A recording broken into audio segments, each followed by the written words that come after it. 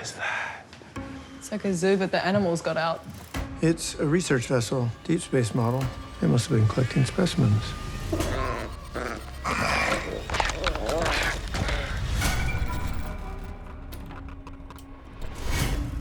One of the elements that I wanted to explore with the creatures is to try to remystify the Alien franchise. Fascinating. I want to go home now. To bring in creatures who you don't know what they eat or how they breed, and each one can provide its own level of horror. These are invasive species. If we don't lock them down, they could escape. And then it will be too late.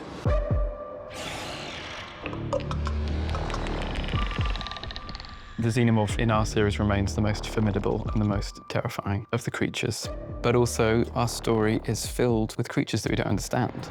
Jesus, something's on me. Huh? I can't see it.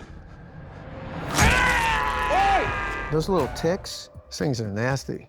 The tick is much like a human tick, except that it's large enough to consume all the blood in your body. We have a creature called the fly that vomits acid and slurps up what's left of you. I love the fly because it suddenly makes these indestructible hybrids destructible. It eats metals, alloys, minerals, and so if you're a synthetic creature like the hybrids, now you're a meal. Oh my God, she's loose. Who? The eye. So this is the eye mage. There have been both these amazing people who have been creating this monster on my face. We did do this one shot where the camera was on my shoulder and it was my POV of the image attacking me, which was fun, but also I learned how heavy a camera was on that day as well. It affects my brain and makes me incredibly aggressive. I think the image is more terrifying than the xenomorph. Xeno is really scary, but image freaks me out. The image is what looks like a tentacled eyeball that basically pops the eye out of your head and attaches itself to your brain. It's hyper-intelligent and on some level may be the greatest threat to humanity. Welcome to the world of facehuggers. There's a whole range of different puppets. They all do different things. We can play around with whatever Noah is wanting us to use on any given day.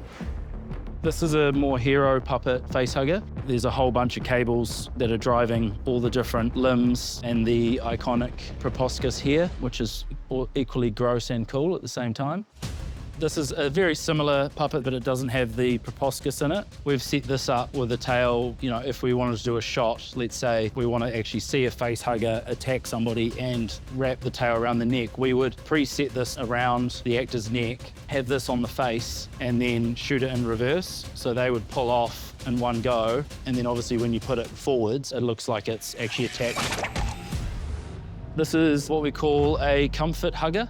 This is what we will put onto an actor's face to simulate that it's already attacked.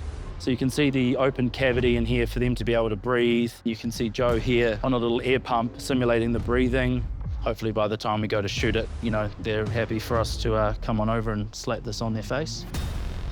So this is our walking facehugger. It's got servos and a backpack that are tethered to each leg on the facehugger, so we can create really slow creeping walking animations, or we can manually puppet the legs and make it look like it's feeling around the environment. These eggs, they're not like normal eggs.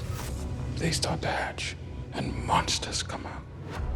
We began to sculpt the egg, molding and casting the egg in several ways. We do cutting eggs, translucent eggs, POV eggs, and also animatronic. We take 4 people to operate the eggs. For the lip control, we use the radio control, and for the lip, we use the cable control. They get brought back to the lab. It's Christmas for Boy. This is like his dream come true. I get to walk in and stand in front of the eggs, and honestly, they are huge. Like, really, really big. This egg just starts to open. And there's no acting required. I was stood in front of it. I was like, oh my God. You know, I was quite scared.